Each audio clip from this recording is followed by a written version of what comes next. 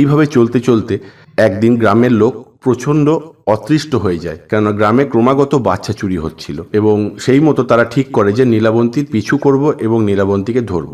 এবং সেই দিনই ছিল দুর্ভাগ্যক্রমে সেই রাত যেদিন নীলাবন্তী নদীর তীরে সেই লাশের জন্য অপেক্ষা করছিল এবং লাশটি ভেসে আসে এবং দূর থেকে গ্রামের লোক খেয়াল করে যে নীলাবন্তী একটা শবদেহ বা লাশকে টানাটানি করছে এবং হাত দিয়ে সেই তাবিজ খুলছিল না বলে সেই তাবিজের গিঁট নীলাবন্তী মুখ দিয়ে খুলছে এবং সেইটাকেই দূর থেকে গ্রামের লোক দেখে ভাবে যে দেখো ওখানে একটা লাশ বা কাউকে নীলাবন্তী মেরে দিয়েছে, দিয়ে তাকে খাওয়ার চেষ্টা করছে ইত্যাদি কিছু।